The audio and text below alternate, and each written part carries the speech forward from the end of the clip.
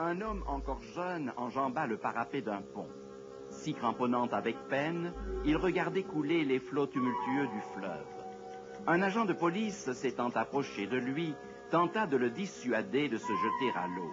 « Laissez-moi tranquille » s'écria l'homme. « La vie ne vaut pas la peine d'être vécue. J'en ai plus qu'assez. » « C'est bien, » répliqua calmement le policier.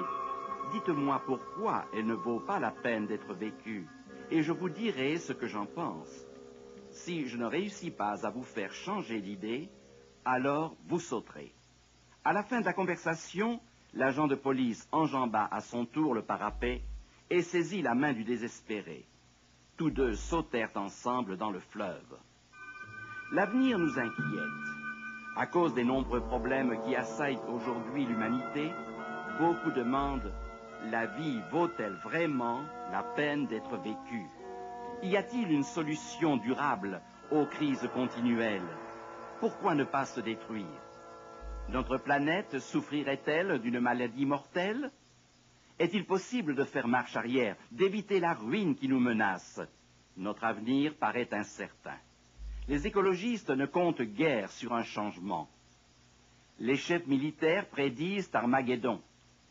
Les hommes politiques donnent l'impression de vouloir retaper notre planète souffrante à l'aide de pansements adhésifs.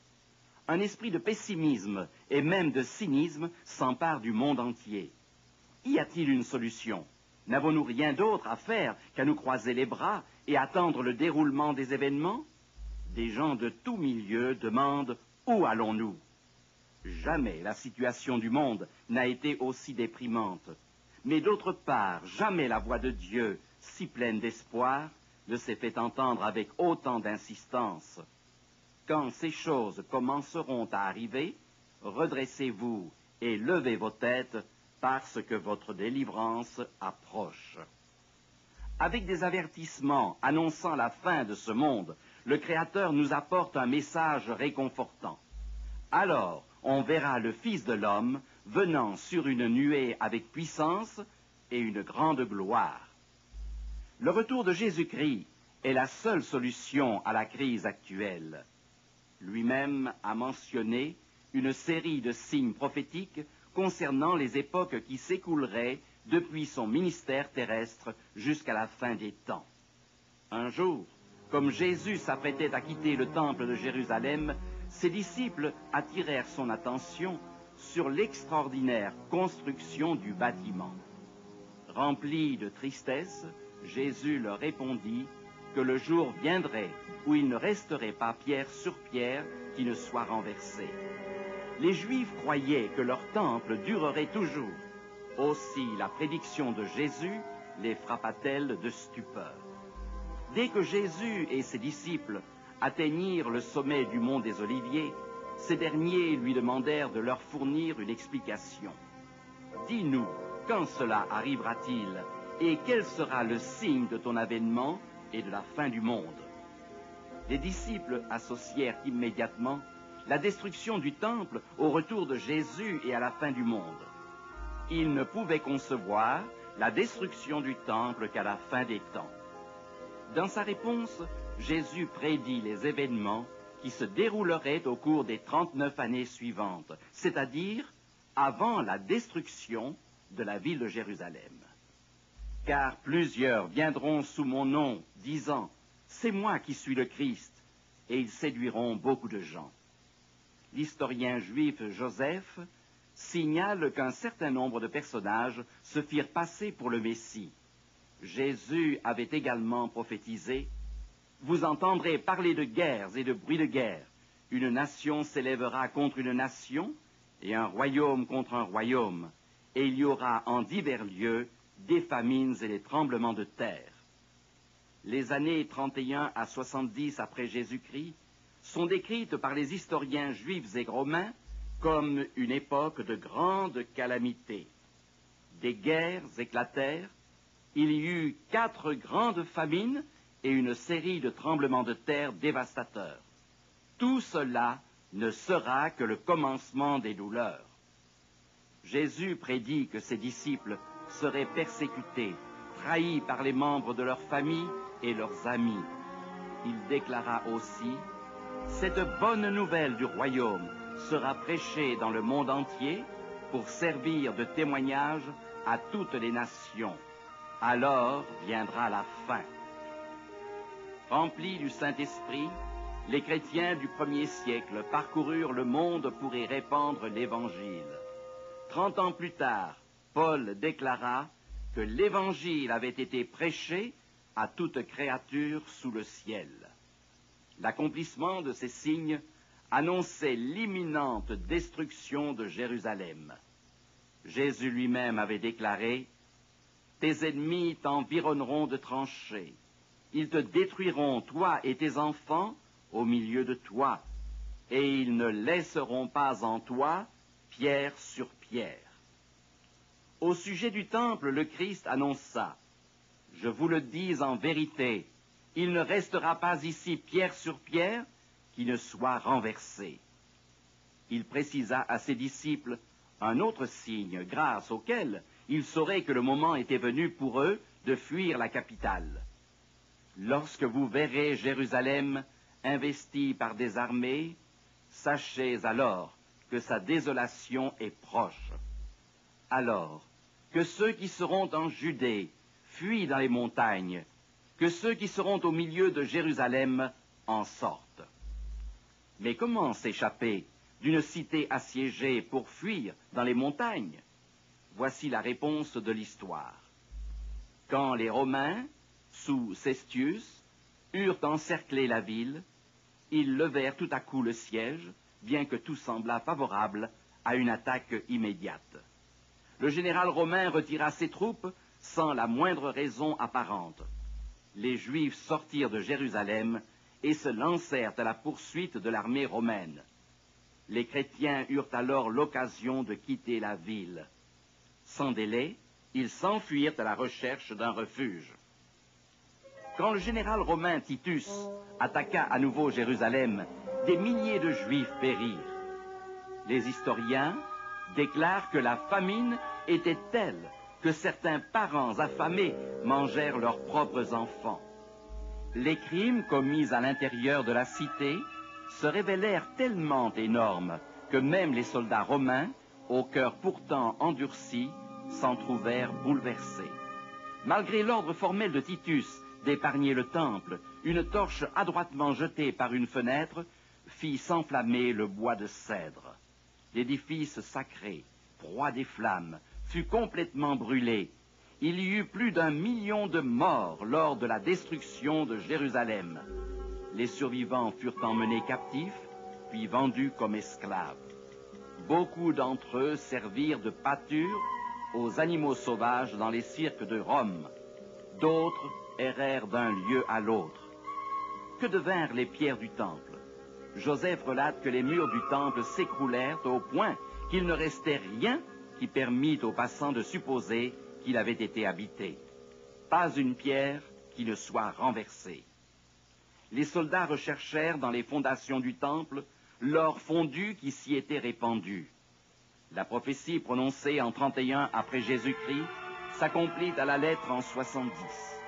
L'histoire affirme que pas un seul chrétien ne périt dans la cité.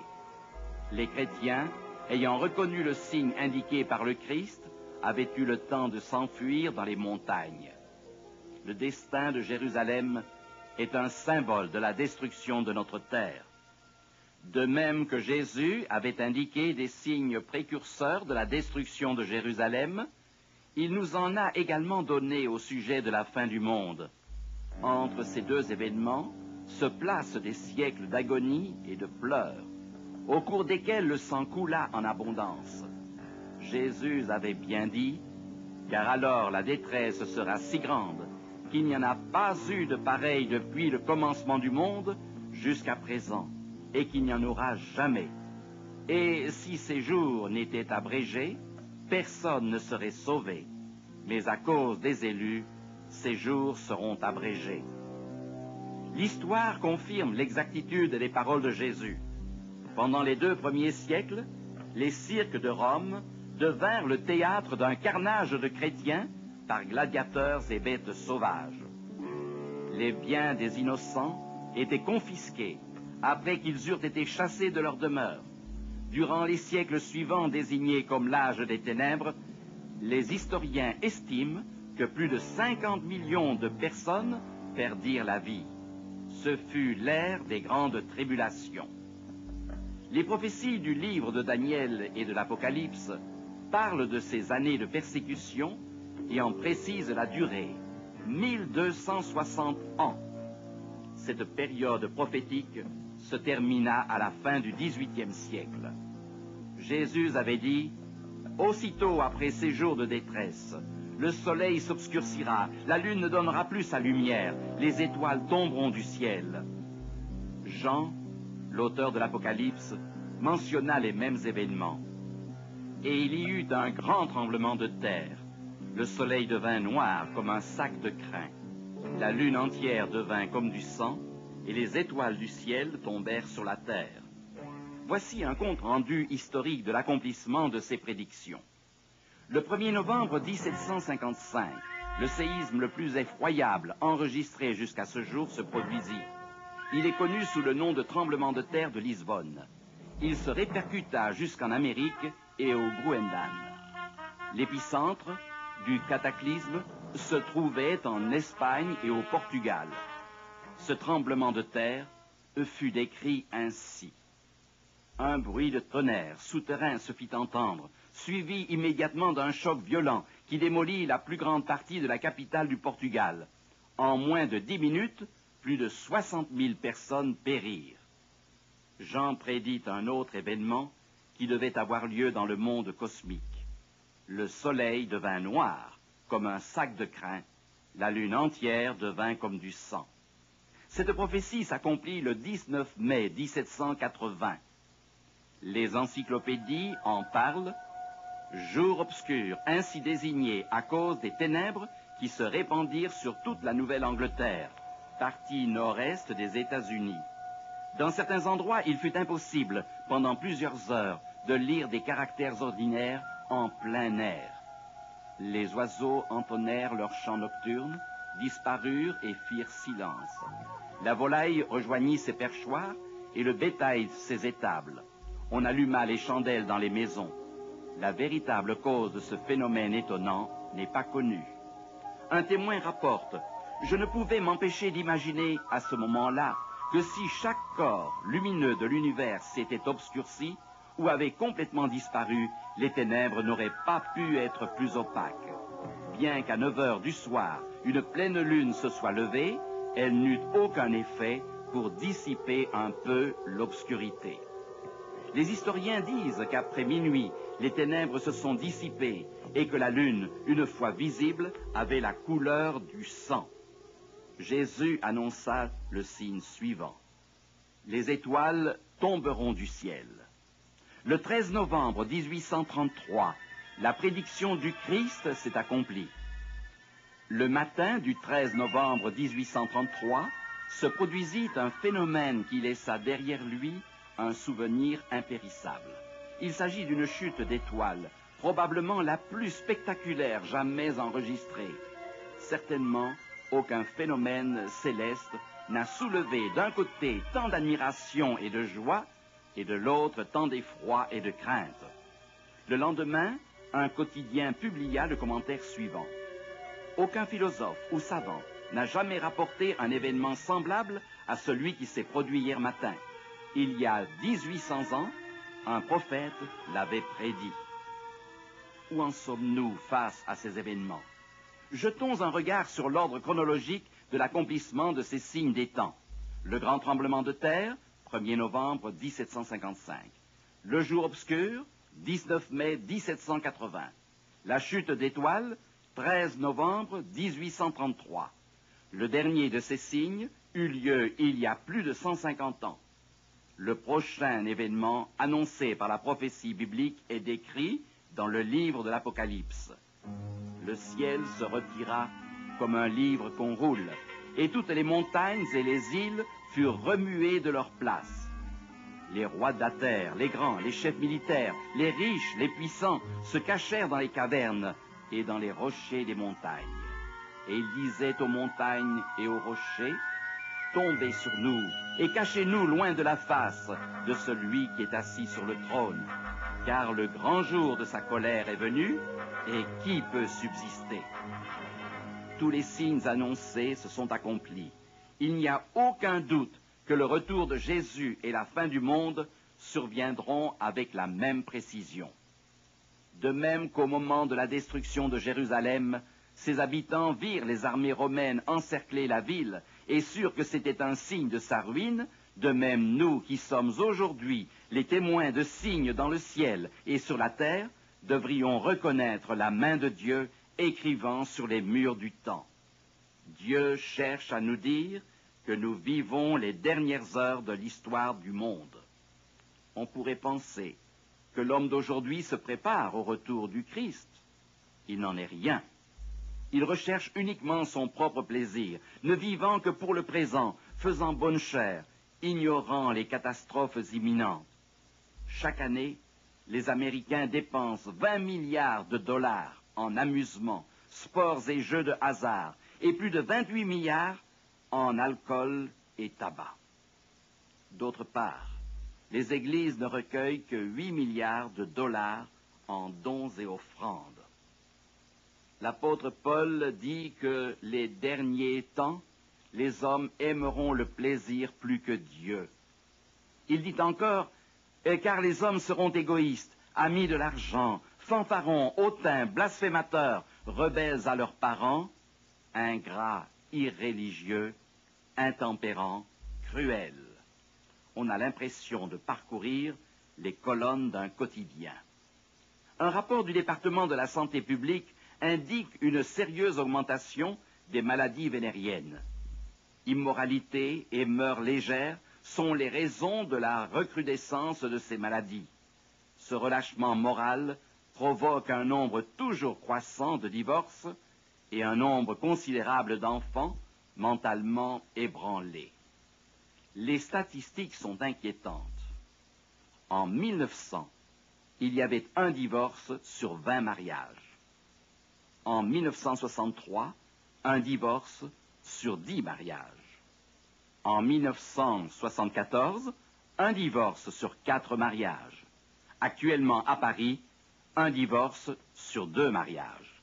Et ce n'est pas tout, car on estime qu'en l'an 2000, la moitié des enfants seront élevés par des couples libres. Jésus disait, « Et parce que l'iniquité se sera accrue, la charité du plus grand nombre se refroidira. » Jésus a comparé les conditions des derniers jours à celles des temps bibliques de Sodome et Gomorrhe. Ce qui arriva du temps de Lot arrivera pareillement. Il en sera de même le jour où le Fils de l'homme paraîtra. Et Jude ajoute, Sodome et Gomorrhe et les villes voisines se livrèrent à l'impudicité et à des vices contre nature. Paul écrit, en parlant de la moralité caractérisant ces villes, leurs femmes ont changé l'usage naturel en celui qui est contre nature, et de même les hommes, abandonnant l'usage naturel de la femme, se sont enflammés dans leurs désirs les uns pour les autres, commettant homme avec homme des choses infâmes. De nos jours, homosexuels et lesbiennes se rassemblent dans la rue pour revendiquer l'acceptation de leur mode de vie par le public. La télévision et les films traitent de tels thèmes ouvertement et même avec une certaine sympathie. Une célèbre psychologue conseille aux parents de ne pas avoir honte de leurs enfants homosexuels. Le temps passe rapidement. Les péchés qui ont causé la destruction du monde antédiluvien règnent sans égal aujourd'hui. Le célèbre prédicateur Billy Graham a dit que si les choses continuent à se dérouler de cette façon, Dieu devra bientôt s'excuser auprès des habitants de Sodome et Gomorrhe. Sans les prophéties de Jésus-Christ concernant la fin du monde et l'établissement du royaume éternel de Dieu, l'avenir de l'homme serait bien sombre. L'humanité serait vouée à sa destruction, comme semblent l'indiquer les événements actuels. En l'an 2000, la population du monde aura doublé et atteindra plus de 7 milliards. Comment envisager une telle population? Vous imaginez-vous la multiplication des problèmes? Pourrons-nous y faire face? Nous savons que lorsque la population dépasse la production en nourriture, famine, épidémies et guerres sont inévitables.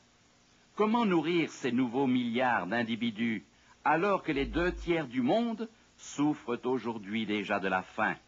Comment contrôler la violence et l'agression dans un monde surpeuplé? Le crime aujourd'hui est une entreprise rémunératrice.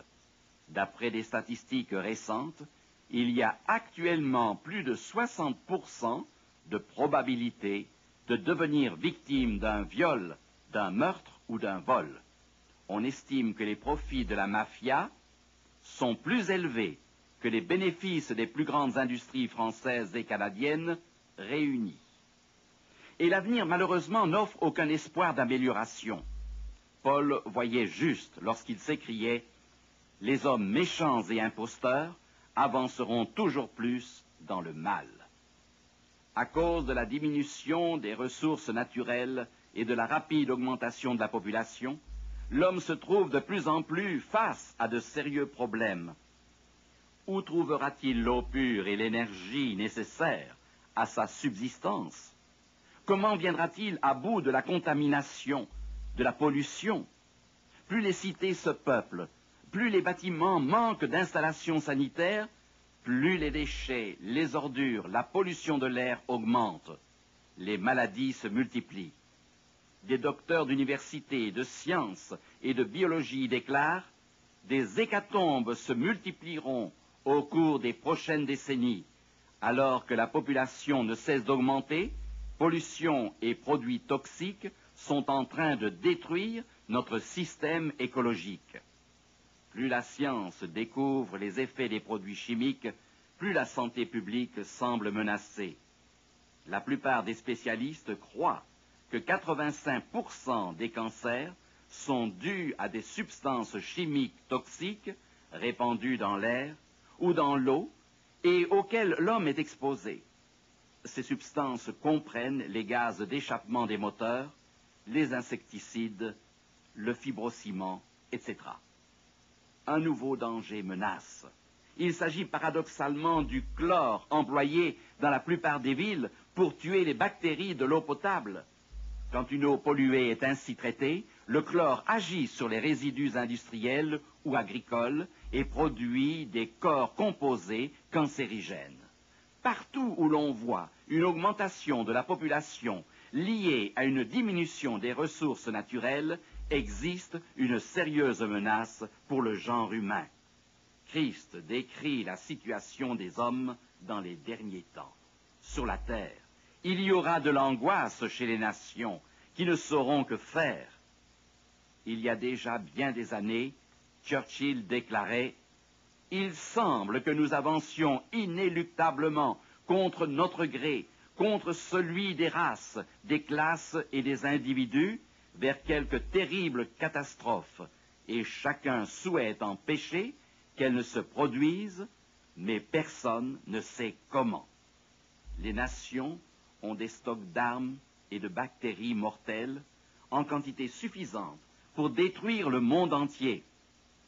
Des experts disent à ce sujet, nous pouvons déclarer qu'en tenant compte du calcul des probabilités, un jour l'un de ces engins destructeurs sera lancé ou sautera par accident ou pure folie, déclenchant un conflit généralisé. Qui appuiera le premier sur le bouton? Ce geste déclenchera des réactions en chaîne. Le rédacteur militaire d'une importante revue mondiale écrivait « L'idée même d'une guerre nucléaire, la dernière folie de la race humaine, choque profondément toute personne réfléchie. Et cependant, nous en sommes menacés de tous côtés. L'homme a réussi, par sa propre faute, à rendre ce monde inhabitable, de sorte que des hommes et des femmes qui réfléchissent sont prêts à reconnaître aujourd'hui la pertinence de la prophétie de Jésus concernant la fin du monde.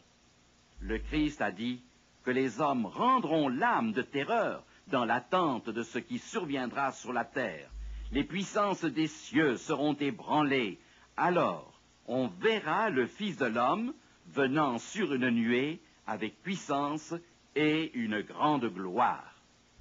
Le Christ va bientôt revenir et écrira ainsi le dernier mot de l'histoire du monde. Écoutons ce qu'il a à dire. Quand ces choses commenceront à arriver, redressez-vous et levez vos têtes, parce que votre délivrance approche. De même que Noé avertit les habitants de son époque du déluge à venir, la Bible prédit les événements et les désastres qui doivent précéder la fin du monde. En fait, Jésus a comparé les conditions des derniers jours sur la terre à celles du temps de Noé. Ce qui arriva du temps de Noé arrivera de même à l'avènement du Fils de l'homme. Avant le déluge, Dieu désigna Noé pour avertir le monde du désastre à venir. Pendant 120 ans, il fut un témoin fidèle et annonça le déluge, prêchant et construisant l'arche. Parmi toute la population d'alors, seules 8 personnes survécurent. Dieu avait fait sa part, mais les hommes n'écoutèrent pas ces avertissements. Le dernier appel de Noé amena les animaux dans l'arche. Puis Noé et sa famille y entrèrent aussi. Dieu lui-même ferma la porte. La destinée des antédiluviens fut scellée pour toujours. Le déluge détruisit tous les êtres humains, sauf Noé et sa famille, car eux avaient accepté les avertissements de Dieu et son plan de salut. L'histoire va se répéter sous peu. L'avertissement est lancé. La fin est proche. Jésus va revenir. Mais nous avons tant à faire, direz-vous. Sport, repas d'affaires ou d'amis, activités sociales, programmes divers, récréation et évidemment les soucis quotidiens, dont le principal est tout simplement de gagner sa vie. Et les avertissements de Dieu passent inaperçus. Jésus avait bien dit: prenez garde à vous-même, de crainte que vos cœurs ne s'apesantissent par les excès du manger et du boire, et par les soucis de la vie, et que ce jour ne vienne sur vous à l'improviste. Dieu n'a pas condamné les gens du monde antédiluvien pour avoir bu, mangé ou s'être mariés. Le péché repose sur l'excès de ces choses, leur usage sans discipline, la perversion des dons du ciel. Pour eux, Dieu, le Créateur, ne comptait pas. Il n'avait pas de place dans leur vie. Établissons un parallèle. Nous voyons la main de Dieu tracée au travers des âges, dans le ciel et sur la terre, des signes nous indiquant clairement l'imminence de son retour. Les signes concernant cet événement se réalisent les uns après les autres. Ils éclatent à nos yeux. Les derniers grains s'écoulent dans le sablier du temps. Bientôt le Fils de Dieu, accompagné de ses myriades d'anges, percera le ciel parsemé d'étoiles. Voici comment Paul décrit cette scène. Car le Seigneur lui-même a un signal donné à la voix d'un archange et au son de la trompette de Dieu descendra du ciel. Dieu a hâte de voir arriver ce jour, non qu'il veuille détruire le monde, mais pour emmener son peuple dans les demeures célestes. Celles-ci sont prêtes à nous recevoir, éclatantes de beauté et défiant toute description. Je vais vous préparer une place. Et lorsque je m'en serai allé et que je vous aurai préparé une place, je reviendrai et je vous prendrai avec moi, afin que là où je suis, vous y soyez aussi. Chers amis, ne restez pas satisfaits des divertissements que vous offre ce monde, alors que des palais célestes sont prêts à vous ouvrir leurs portes. Il n'y a rien d'autre de plus important. Mais la question vitale qui se pose est la suivante. Êtes-vous prêts pour le retour de Jésus? Quel en est le prix? Le don de votre cœur à Dieu, qui le rendra pur par le sang de Jésus. L'heure est avancée. Il y va de votre vie éternelle. Il n'y a pas une minute à perdre. Donnez-lui votre cœur sans tarder et demandez-lui de vous préparer pour le retour imminent de Jésus-Christ.